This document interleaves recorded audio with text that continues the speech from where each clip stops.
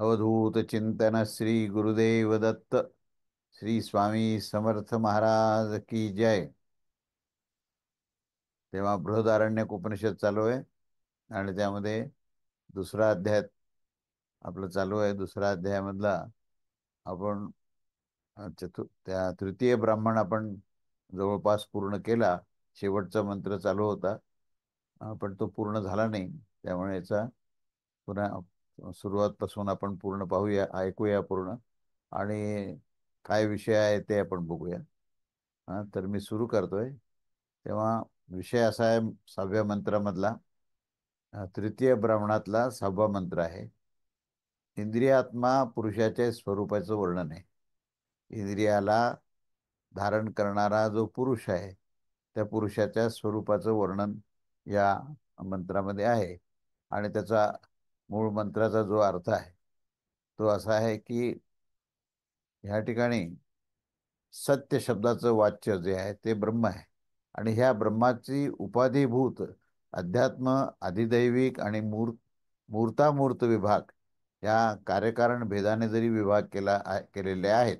कारण याच्यामध्ये सत्य म्हणजेच ब्रह्म आहे, पण ब्रह्म कसं कसं आहे तर ते आध्यात्मिक, अधिदैविक आणि मूर्त अमूर्त अशा विभागाने त्याचं भेद केलेले आहेत.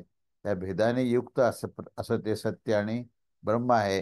हा असा विषय आहे. आणि मंत्राचा अर्थ असा आहे की त्या इंद्रियात्मा जे लिंग शरीर रूप, म्हणजे लिंग शरीर म्हणजे सूक्ष्म शरीर, तर सूक्ष्म शरीर रूप पुरुषाच्या या वासनामय मूर्तामूर्त स्वरूपाची वासना आणि विज्ञानमयाच्या संयोगाने उत्पन्न झालेले जे वस्त्र असतं अथवा भिंतीवर काढलेल्या चित्राच्या समान हे विचित्र व माया माया इंद्रजाल व मृगतशाच्या आश्रयभूत रूपाचे जे वर्णन केलेले असते, ज्यामध्ये की विज्ञानवादी वैनाशिकांचा, म्हणजे वैनाशिक हे दर्शन आहे, त्या दर्शनाचं हा असा भ्रम होऊन गेला होता की बस इतकाच तो आत्मा आहे. म्हणजे आत्म्याचा व्याप्ती त्यांना अशी वाटली की फक्त इंद्रियाच्या आणि मन बुद्धी चित्त अहंकार इतक्याच फक्त मर्यादित आहे. असं ह्या जो जे वैनाशिक नावाचं जे हे दर्शनकार आहेत ते त्यांचा अशा प्रकारचा हा समज झाला होता. त्यानंतर पुढे नैयायिक आणि वैशेषिक हे दोन परत दर्शन आहेत.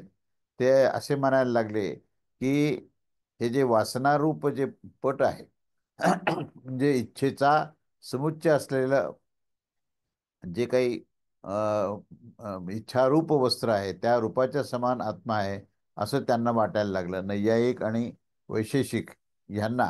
आणि सांख्यवाद्यांनाच्या मतानुसार असं आहे की या तीन गुण असणारा स्वतंत्र व प्रधानरूप आश्रय असणारा अंतःकरण हे पुरुषाच्या हेतूने आत्म्यासाठी प्रवृत्त होत असतं.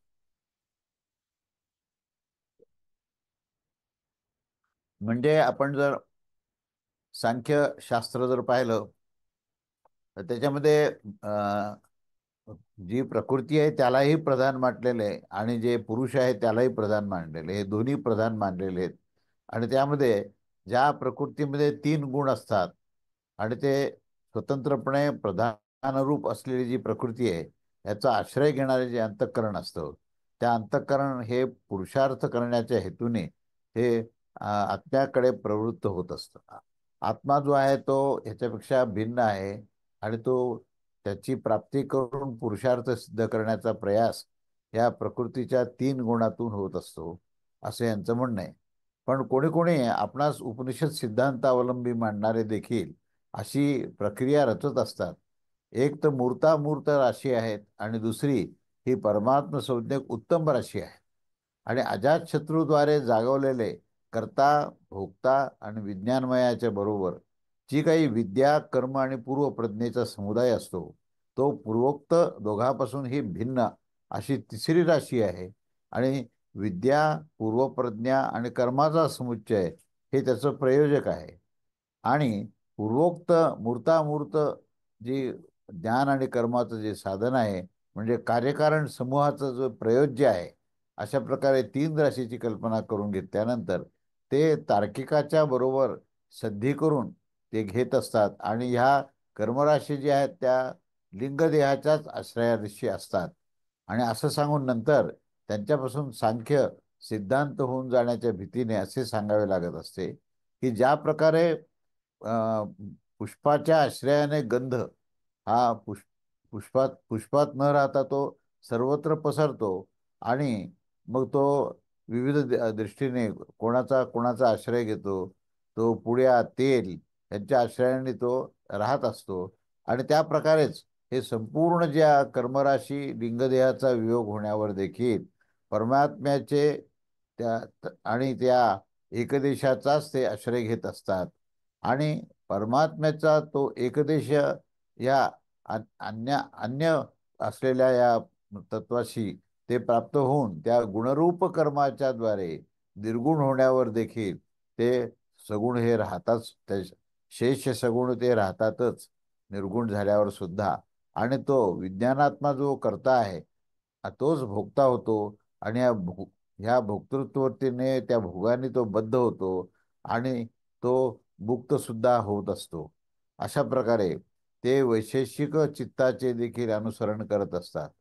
आता भूतर राशीने येणारी ती कर्मराशी जी आहे ती स्वतः जर तत्वतः पाहिली तर निर्गुणच आहे, कारण की ती परमात्म्याचाच एक एक विभाग आहे, एक देश आहे. आणि स्वयं उत्पन्न झालेली जी अविद्या आहे ती अनागताच्या हो,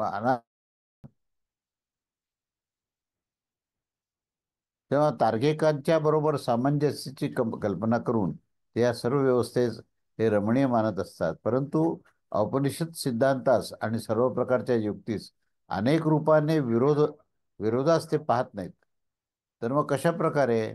तर परमात्म्याचे सावयत्व स्वीकार करण्यावर त्यामधील जे संसारित्व आणि सच्छिद्रत्व आणि कर्मफलाच्या भोगाच्या स्थानामध्ये होण्याची जी अनुपपत्ती जी येण्याचा जो दोष आहे तो दाखवला गेला आहे.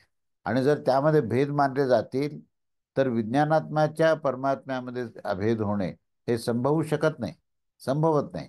म्हणजे हे अभेद्य तत्व आहे. जरी ते दिसायला जरी भेद दिसत असले तरी ते तत्वतः त्याच्यामध्ये भेद नाही आहेत, हा त्या ठिकाणी मुद्दा आहे. तेव्हा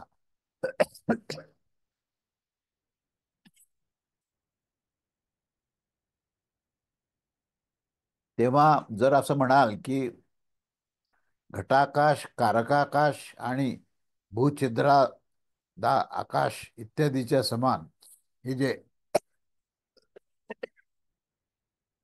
हे लिंग शरीरच उपाधीने हे कल्पित आहे. अर्थात लिंग रूपाने उपाधीने जे कल्पित आहे ते तो जो परमेश्वराचा अंश असतो तोच, त्यालाच आपण जीवात्मा असं म्हणतो.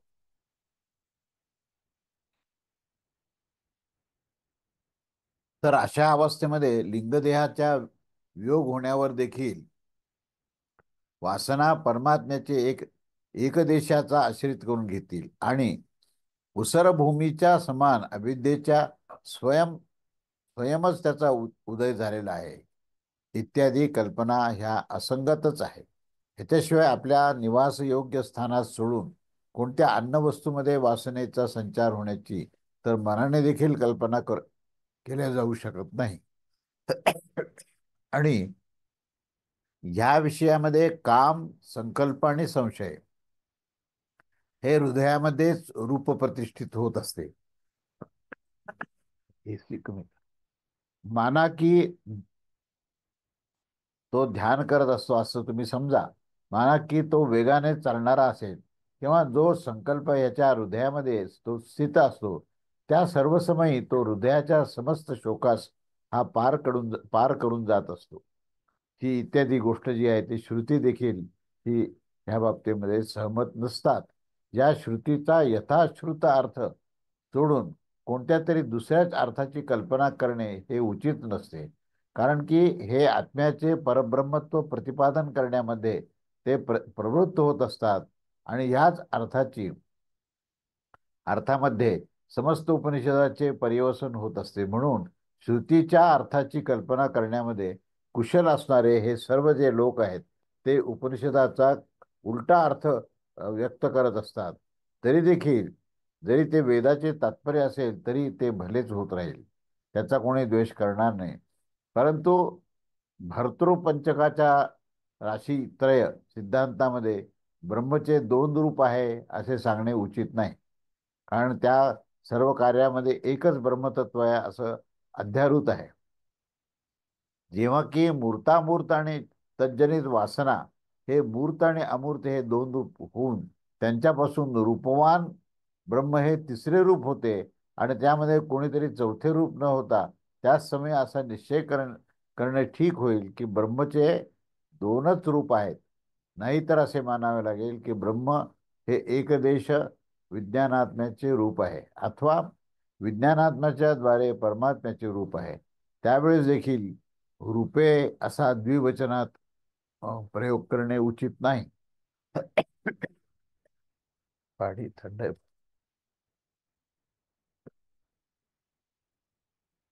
परंतु वासनांच्या बरोबर हे त्रित्व होण्याच्या कारणाने रूपाणी असा बहुवचनात्मक प्रयोग अधिक उचित आहे. अर्थात दोन तर मूर्त आणि अमूर्त व तिसरा हा तिसरे रूप जे आहे ते वासना आहे. त्याच्यातले दोन गोळ्या कर. जर म्हणाल की परमात्म्याचे रूप तर मूर्त आणि अमूर्त हे दोन्ही आहे तर वासना तर विज्ञानात्म्याची आहेत. तर अशा अवस्थेमध्ये मूर्तामूर्त विषयात अशी ही वाचोयुक्ती प्रदर्शित करा की हे विज्ञानात्माच्या द्वारे विकारास प्राप्त होताना परमात्म्याचे रूप असते. हे व्यर्थच होईल. कारण की विज्ञानात्माच्या द्वारत्व तर वासनांच्यासाठी देखील असते. त्याशिवाय एक वस्तू कोणत्या तरी अन्य वस्तूच्या द्वारे हे विकारास प्राप्त होत असते. अशा ह्या मुख्य वृत्तीने प्राप्त होऊन जात असतात आणि मग मुख्य वृत्तीची कल्पना देखील केली जाऊ शकत नाही.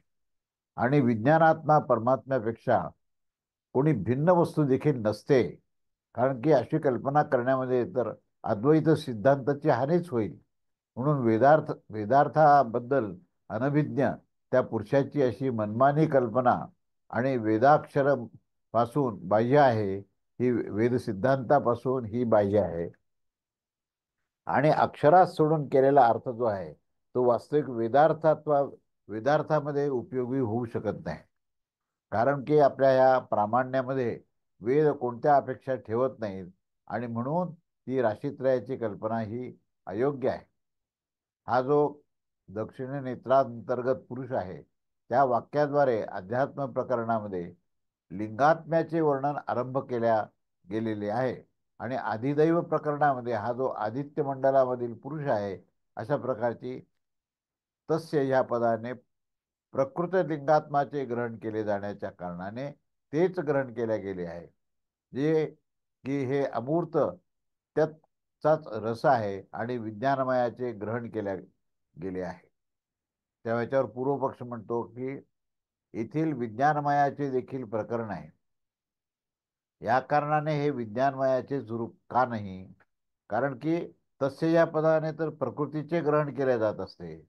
तेव्हा हे विज्ञानमय विज्ञानमय जे आहे त्याचंच हे प्रकरण आहे असं गृहीत धरायला काय हरकत आहे असा पूर्वपक्ष म्हणतो. तर सिद्धांती म्हणतो की अशी गोष्ट नाही. कारण की विज्ञानमयास अरूपवान रूपाने दाखविणे अभिष्ट असते. जरी हे महारजनादी रूप त्या विज्ञानमयाचेच होते तरी नेती नेती ह्या प्रकारे अनिर्वचनीय रूपाने आदेश केला जाऊ शकत नाही. परंतु हा आदेश कोण्या आणण्याचा आहे विज्ञानमयाचा नाही असे म्हटले तर नाही. कारण की सिद्धांती म्हणतो कोणत्याद्वारे जाणावे अशा प्रकारे विज्ञानमय रूपाने आरंभ करून 6व्या अध्यायाच्या शेवटी तो हा आत्मा असा नाही अशा प्रकारे उपसंहार केला गेलेला आहे. आणि मग मान्यवर विशेष रूपाने ज्ञान करून देईन ही प्रतिज्ञा देखील सार्थक होऊ शकते. येथे जरी विज्ञानमयाचे सर्वोपाधिक विनिर्मुक्त व्यवहारातील आत्मस्वरूपाचे ज्ञान करणे अभिष्टच होईल. तेव्हा ही प्रतिज्ञा सार्थक होऊ शकेल की ज्याचे ज्ञान करून दिल्यावर हे आपल्यालाच मी ब्रह्म आहे अशा प्रकारचा तो जाणतो आणि शास्त्रनिष्ठाच प्राप्त करून घेत असतो आणि कोणापासूनही त्याला भय प्राप्त होत नाही. तो निर्भय होतो कारण तो अद्वैत स्थितीमध्ये असतो. ब्रह्मस्थितीमध्ये असतो. आणि जर मग विज्ञानमय कोणी अन्य होईल तर मात्र नेती नेती या वाक्याने कोणत्या तरी अन्याचा निर्देश केला होईल, आणि मी मात्र अन्य आहे असे विपरीत ग्रहण केल्या जाईल. आपणास जाणा की मी ब्रह्म आहे असे ग्रहण होणार नाही. म्हणून तस्य हैतस्य इत्यादी मंत्राने दाखविलेले हे जे रूप आहे ते लिंगरूप पुरुषाचेच आहे. सत्याचे सत्य हे परमात्म्याचे स्वरूप दाखविले आहे. म्हणून येथे संपूर्ण सत्य दाखवणे आवश्यक आहे. सत्याचेच विशेष रूप वासना असतात आणि त्याचे हे रूप दाखविले जातात. हे या प्राकृत लिंगात्मा पुरुषाचे रूप आहे. आणि ते रूप कोणते आहे तर त्यावर दाखवत असतात की लोकांमध्ये ज्या प्रकारे महारजन वस्त्र, महाराजांना हळदीस म्हणत असतात आणि त्यापासून रंगवलेले जे वस्त्र होत असते तेच ते महारजन आहे. आणि त्याच प्रकारे स्त्री आणि विषयांचा संयोग होण्यावर चित्ताचा तसाच रंजनाकार वासनामय रूप उत्पन्न होऊन जात असतो, ज्याच्या कारणाने हे पुरुष जे आहेत ते वस्त्राधिकाच्या समान रक्तरंगाने युक्त अथवा अनुरक्त म्हटले जात असतात. आणि लोकांमध्ये ज्या प्रकारे पांडू अविक म्हणजे शुभ्र याप्रमाणे होत असतो, आणि अविभेद जे विकार त्या इत्यादी अविक असं म्हणत असतात, त्याच्यापासून पांडुर म्हणजे श्वेतवर्ण होत असतात. आणि त्याच प्रकारे दुसऱ्या वासनेचे रूप असते. अशा प्रकारे लोकांमध्ये जसे इंद्रगोप किडा अत्यंत लाल रंगाचा होत असतो, तसेच या पुरुषाच्या वासनेचे पण रूप होत असते. येथे कुठेतरी तो विशेषाच्या अपेक्षेने रागाचे तारतम्य असते, आणि काही पुरुषाची चित्तवृत्तीच्या अपेक्षेने होत असते. आणि लोकांमध्ये ज्या प्रकारे अग्निस ज्वाला दीप्तिमती होत असते, तसेच कुठे कुठे कोणाची वासनेचे रूप देखील होत असते. ज्या प्रकारे सकृत विद्युत लोकामध्ये विजेचे एक वेळेस चमकणे याने सर्वत्र प्रकाश पसरवण्याचे कार्य होते, तसेच ज्ञानरूप प्रकाशाच्या वृद्धीच्या अपेक्षेने कोणाच्या तरी वासनेचे रूप होऊन जात असते. वासनेच्या या रूपांचे आदी, अंत, मध्य, संख्या आणि देश काल या निमित्ताचा काही निश्चय केला जाऊ शकत नाही. कारण की वासना ही अगणित आहे आणि वासनांच्या हेतूंचे पण काही अंत नाही. जसे की म्हणजे उपनिषदाच्या चौथ्या अध्यायामध्ये इदममय अधोमय इत्यादी श्रुती दाखवेल. म्हणून ज्या प्रकारे महारजन वस्त्र होत असते इत्यादी दृष्टांतामध्ये स्वरूप जे संख्येचा निश्चय करण्यासाठी नसतो, तर मग कशासाठी असतो तर रूपांचे प्रकार हे प्रदर्शित करण्यासाठी असतो. आणि हे दाखवण्यासाठी अंतात जो एक वेळ विजेच्या चमकण्याच्या समान हे वासनेचे रूप दाखविले गेले आहे. आणि ते हे दाखवण्यासाठी हे अव्याकृताने प्रादुर्भूत होताना गर्भाची विजेच्या समोर एक वेळेस अभिव्यक्त होत असते. आणि म्हणून जो या हिरण्यगर्भाच्या वासनेच्या रूपात जाणत असतो त्याची सकृत विद्युतता जशी होत असते ते ह आणि वै हे दोनही निपात ह्या निश्चयार्थात आहे. तात्पर्य असं आहे की अशा प्रकारे जी वासना संबंधी अंतिम रूपात जाणत असतो त्याची अशा प्रकारची ख्याती होत असते जशी की हिरण्यगर्भाची. अशा प्रकारे सत्याचे अशेष स्वरूपाचे निरूपण करावे, ज्यास आम्ही सत्य असं म्हटलेलं आहे, तेच वाचून राहत असते. आणि म्हणून त्या कारणाने आम्ही सत्याचे सत्य असा निर्देश केला. आदेश अर्थात ब्रह्मचा निर्देश. म्हणून तो निर्देश काय आहे तर त्याने दाखविले आहे जात आहे की नेती नेती अशा प्रकारे केल्या गेलेला हा निर्देश आहे. परंतु नेती नेती ह्या दोन शब्दाने सत्याचे सत्य ह्याचे निरूपण कशा प्रकारे अभिष्ट आहे तर त्यावर दाखविले आहे की समस्त उपाधी रूप विशेषाचे हे निषेधद्वारा त्याचे निरूपण केले जात आहे, ज्याचे की नाम रूप कर्म भेद जाती अथवा गुणरूप कोणत्याही प्रकारची विशेषता नसते. कारण की शब्दाची वृत्ती तर यांच्याचद्वारे होत असते, परंतु ब्रह्ममध्ये यांच्यापैकी कोणतीही विशेषता नसते. या कारणाने हा अमुक आहे अशा प्रकारचा ह्याचा निर्देश केल्याच जाऊ शकत नाही. ज्या प्रकारे लोकांमध्ये हा बैल प्रयत्न क्रिया करत आहोत, तो श्वेत आहे, तो शिंग असणारा आहे, तो असे सांगून बैलाचा निर्देश केला जात असतो. त्याच प्रकारे त्याचा निर्देश केला जाऊ शकत नाही. आरोपित नाम रूप आणि कर्माच्या द्वारे हे ब्रह्मविज्ञान आणि हे अनरूप आहे, विज्ञान घनच ब्रह्मात्मा आहे इत्यादी शब्दानेच ब्रह्माचे निरूपण केले जाऊ शकते. परंतु ज्या समय संपूर्ण उपाधिरूप विशेषतेच्या रहित स्वरूपाचे निर्देश करणे अभिष्ट होत असते, तर ते त्याचे कोणत्या देखील प्रकाराने निर्देश केला जाऊ शकत नाही. जेव्हा तर हा एकच उपाय राहून जातो की प्राप्त निर्देशाच्या प्रतिषेधाद्वारेच हे नाही अशा प्रकारे त्याचे निरूपण केले गेले आहे. आणि इथे नेती नेती ह्या पदामध्ये जो दोन वेळेला नकार दिलेला आहे त्या निरुक्तीद्वारा समस्त विषयांची व्याप्ती करण्यासाठीच आहे. अर्थात जे काही विषय रूपाने प्राप्त होत असते त्याच्याद्वारे त्याचा निषेध करून दिला जात असतो. आणि ह्याने अशी आशंका देखील परिहार होऊन जात असते की समान वस्तूचा निर्देश करण्याच्या कारणाने ह्याच्याद्वारा ब्रह्मचा देखील निर्देश होत नाही. कारण की अन्यथा या दोन नकाराच्या द्वारे या दोन प्रकृत वस्तूंचा निषेध केल्याशिवाय केला गेलेला आहे. आणि त्या प्राकृत प्रतिषिद्ध दोन पदार्थापासून भिन्न असणारे जे ब्रह्म आहे त्याचा निर्देश मात्र इथे झालेला नाही. तर तो कसा आहे, त्या आशंकेची निवृत्ती होणार नाही. अशी स्थितीमध्ये पुरुष जिज्ञासेच्या या निवर्तकाचे कार्य न होण्याच्या कारणाने तो निर्देश देखील निरर्थक होईल. आणि मी तुला ब्रह्मचे ज्ञान करून देईल असं जे वाक्य आहे त्याचं प्रयोजन देखील हे नेहमी अपूर्णच राहून जाईल. परंतु ज्या समयी संपूर्ण दिशा आणि काल इत्यादी संबंधी जिज्ञासा निवृत्त होऊन जात असते त्या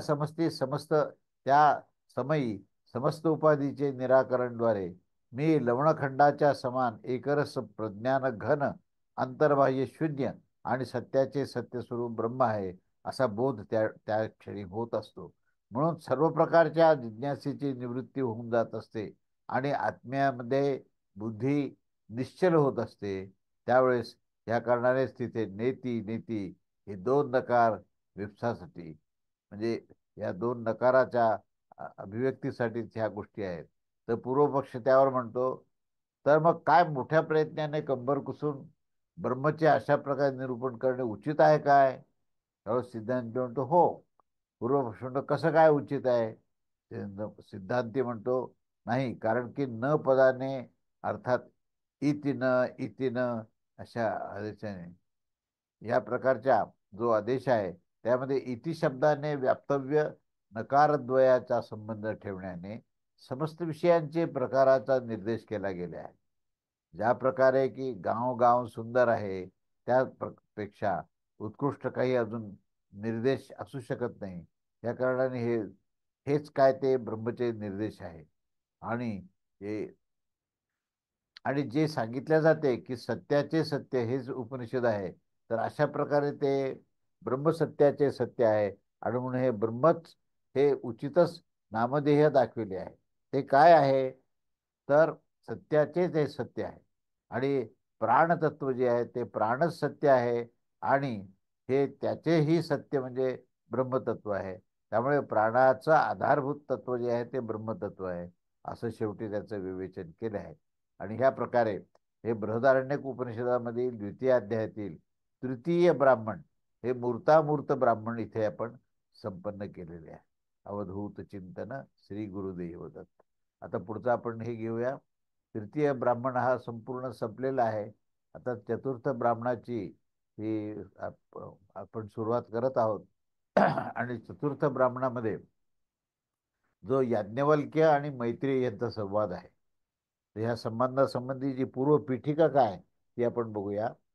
या ठिकाणी आत्मा आहे अशा प्रकारची उपासना करा आणि आत्मतत्वच ह्या सर्वांमध्ये प्राप्तव्य आहे. कारण की ते पुत्राधिकाच्या तुलनेत देखील ते अधिक प्रिय आहे. अशा प्रकारे ज्याचा उपन्यास केला जातो त्या वाक्याचे व्याख्यात जे आहे ते ह्या विषय संबंधक आणि प्रयोजनाचे त्याने आत्म्यास जाणले आहे. आणि मी ब्रह्म आहे अशा प्रकारची त्यांची धारणा झाली आहे. या कारणाने तो सर्वरूप होऊन गेला. आणि ह्या वाक्यामध्ये वर्णन दिलेले आहे, ते वर्णन केलेले आहे अशा प्रकारे ही गोष्ट दिसून येते की प्रत्येकात्मा विषयाविषयी प्रत्येकात्मा ब्रह्मविद्येचा विषय आहे. अशा प्रकारे जो चातुर्वर्ण्य इत्यादी विभागाचा निमित्तभूत प्रांतकर्म रूप साध्य आणि साधन असणारा आणि बीजांकुराच्या समान व्यक्त आणि अव्यक्त रूप आहे. त्या अविद्येचे विषयभूत नामरूप कर्ममय संसाराचा हे अन्य आहे, हे अन्य आहे असे म्हणून मी अन्य आहे अशी भावना त्यात आणते. आणि अशा प्रकारे तो मी अन्य आहे असा जो जाणतो तो खऱ्या अर्थाने काहीही जाणत नाही. कारण तिथे भेदभाव निर्माण होतो आणि जिथे भेद आहे तिथे अज्ञान आहे असं यांना म्हणायचं आहे.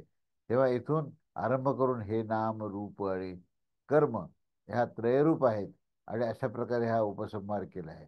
तेव्हा ह्याच्याशिवाय ब्रह्मलोकापर्यंत ब्रह्मलोकापर्यंत उत्कर्ष रूप शास्त्रीय भाव आणि स्थावरपर्यंत अशास्त्रीय अधोभावाचा देखील देव आणि असुर हे दोन प्राजापत्य आहेत. या वाक्याद्वारे पहिले प्रदर्शन केल्या गेलं आहे. आणि ह्या अविद्येच्या विषयात विरक्त झालेल्या पुरुषाचा कशा प्रकारे प्रत्येगात्मक विषयक ह्या ब्रह्मविद्येमध्ये अधिकार होऊन जाईल. अशा प्रकारे ह्या कारणाने या तृतीय अर्थात उपनिषदाच्या पूर्वीच्या या अविद्येसंबंधी समस्त विषयांचा उपसंहार करून दिला आहे.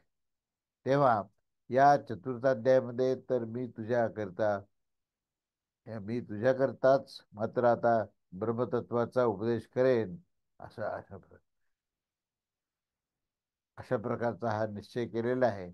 आणि अशा प्रकारे ह्या ब्रह्मविद्येचे विषयभूत प्रत्येगात्माचा आरंभ करून क्रिया कारक फल स्वभाव आणि सत्य या शब्दाच्या या वाच्य समस्त जीवधर्माचा प्रतिषेधाद्वारे नेती नेती या वाक्याने अविशेष शून्य एक अद्वय ब्रह्माचे ज्ञान करून दिले आहे. आता ह्या ब्रह्मविद्येचे अंगरूप सामान्याचे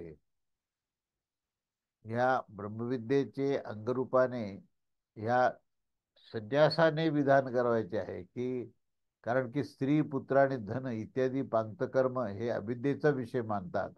ते आत्मप्राप्तीचे साधन असू शकत नाही. कोणत्या तरी अन्य फलाच्या प्राप्तीसाठी अन्य साधनांचा प्रयोग करणे प्रतिकूलच होत असते. आणि म्हणून भूक तहान इत्यादीची निवृत्तीसाठी धावणे आणि अथवा चालणे हे साधन होऊ शकत नाही.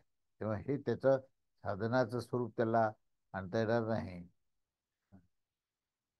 आणि त्यानंतर पुत्र इत्यादी साधन तर मनुष्यलोक पितृलोक आणि देवलोकांच्या प्राप्तीचे साधन मानतात आणि हे ऐकलेले आहे. आत्मप्राप्तीच्या साधन रूपाने ते ऐकले गेले नाही तर कामशब्दाने विशेषित होण्याच्या कारणाने या ब्रह्मविद्येचे साधन नसते, इतकेच काम असते. अशा प्रकारे कर्माचे काम्यत्व ऐकले जाण्याच्या कारणाने विहित कर्म ब्रह्मविद्या ब्रह्मवेत्यासाठी नसतेच. कारण की ब्रह्मवेत्या आत्म्याचे हे काम होत नाही. आणि याच्याशिवाय आमच्यासाठी हे जे आत्मलोकच इष्ट आहे असं श्रुतीने देखील अतिशय अ, अशा प्रकारचे अत्यंत अधिकारवाणीने इथे सांगितलं आहे. अन्य कोणी कोणी तर ब्रह्मविद्याच्या देखील ऐशणाशी संबंध लावल्या जात असतात. त्यांनी बृहदारण्यक ऐकलेच नाही असं म्हणावं लागेल. कारण पुत्रादी ऐशणांचा संबंध तर अविद्वानासच होत असतो. विद्येचे विषयामध्ये त्यांनी श्रुतीने केलेले ह्या विभागास ऐकलेच नाही. ज्या आम्हास हा आत्मलोक इष्ट आहे या कारणाने आम्हा प्रजेस हे घेऊन जाणारे घेऊन काय करणारे आहेत इत्यादी या आणि त्यांना त्याचा विचार देखील माहीत नाही.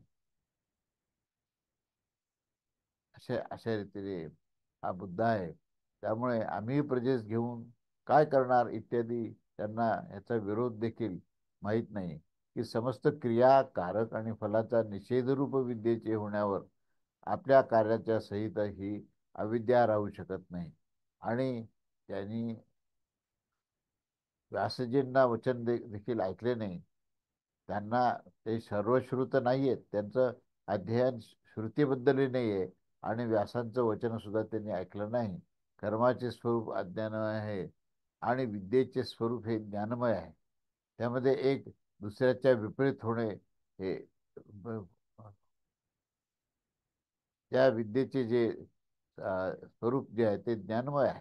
त्यामध्ये एक दुसऱ्याच्या विपरीत होणे हे रूप विरोध आहे. आणि जसे की वेदाचे हे वचन आहे की वेदांचे जे एक वचन असते की कर्म करा आणि कर्माचा त्याग करा, हे दोन्ही वचन आहेत, म्हणजे दोन्ही परस्पर विरुद्ध आहेत. आणि पुरुष जो आहे तो ज्ञानाद्वारे कोणत्या गतीस प्राप्त होतो यास मी ऐकू इच्छित आहे. कारण की कर्म आणि ज्ञान हे तर एक दुसऱ्याच्या विरुद्ध स्वभाव असणारे आहेत आणि ते एकमेकास प्रतिकूल आहेत आणि विद्यमान आहेत. या प्रकारे विचारलेल्या प्रश्नाचे उत्तर देताना जीव कर्माने बांधला गेला आहे आणि ज्ञानाने मुक्त होऊन जात असतो. ह्या कारणाने पारदर्शी मुनिजन जे आहेत ते कर्म करत नाहीत. तर अशा प्रकारे कर्म आणि ज्ञानामध्ये विरोध दाखवला गेला आहे. या कारणाने ब्रह्मविद्या कोणत्या तरी अन्य साधनेच्या बरोबर हे मिळून पुरुषार्थाचे साधन होत नाही. परंतु सर्वाशीच सर्वांशीच विरोध राहणाऱ्या या कारणाने हा तर समस्त साधनेपेक्षा.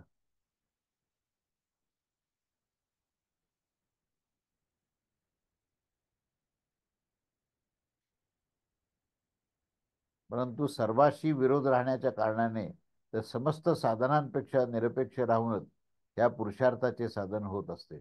म्हणून समस्त साधनांचे त्यागरूप संन्यासाचे यांना अंगरूपाने विधान करणे हे अभिष्ट आहे. एवढेच ह्या अमृतत्वाचे साधन आहे. असा निश्चय केल्या जाण्याने याज्ञवल्क्याने कर्मी होत असताना देखील संन्यास घेतला. आणि असा तो 6व्या अध्यायातील अंतामधील जे लिंग होण्याच्या कारणाने कर्मरूप साधनाने रहित असणारी त्याची मैत्रेय ही मैत्रेय ही याज्ञवल्क्याची पत्नी आहे. आणि ती मैत्रेय जी आहे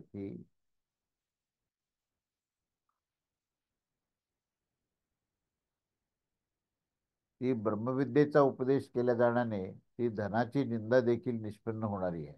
म्हणून धनाच्या निंदेचे वचन इष्ट नाही. कर्माचे साधनभूत ही धनाची निंदा जेव्हा उचित होईल तेव्हा केव्हा होईल की जेव्हा त्या कर्माचा त्याग करणे अभिष्ट आहे. याच्याशिवाय ब्राह्मण जाती त्यास परास्त करून देत असतात, क्षत्रिय जाती त्यास परास्त करून देत असतात, इत्यादी वाक्याने कर्माधिकाराच्या ही निमित्तभूत वर्ण आणि आश्रम इत्यादीच्या प्रत्ययांची निवृत्ती होण्याच्या जाण्याने हेच सिद्ध होत असते की ब्राह्मणत्व आणि क्षत्रियत्वाच्या प्रत्ययाचे निराश होऊन गेल्यावर ब्राह्मणाने असे केले पाहिजे, क्षत्रियाने हे असे केले पाहिजे इत्यादी विधीचा कोणताही विषय न राहण्याने, कोणतेही स्वरूप न राहण्याने याचे अशा ज्या पुरुषाचा देखील येथे हे ब्राह्मणत्व आणि क्षत्रियत्व ते प्रत्यय रूप हे ब्राह्मणत्व आणि क्षत्रिय रूप प्रत्यय जो आहे तो निवृत्त होऊन गेला पाहिजे. आणि त्यासंबंधी जो आहे तत्संबंधी प्रत्यय न राहण्याच्या कारणाने स्वतःच त्याचे कार्यभूत कर्म आणि कर्माच्या साधनाचा हा संन्यास प्राप्त होऊन जात असतो. आणि म्हणून आत्मज्ञानाच्या अंगरूपाने संन्यासाचे विधान करण्याच्या इच्छेनेच ही आख्यायिका आता आपण प्रारंभ करत आहोत. अशी ही पूर्वपीठिका ही झालेली आहे. आता याच्यानंतर ह्या पहिल्या मंत्रापासून याज्ञवल्क्य आणि मैत्रेयीचे संवाद आहेत. अतिशय महत्त्वपूर्ण संवाद आहेत. आणि त्यामध्ये हे या संवादामधून आपल्याला बरंचसं काही बोध मिळेल. तर ते आपण पुढच्या रविवारी बघूया. अवधूत चिंतन श्री गुरुदेव दत्त. श्री स्वामी समर्थ महाराज की जय.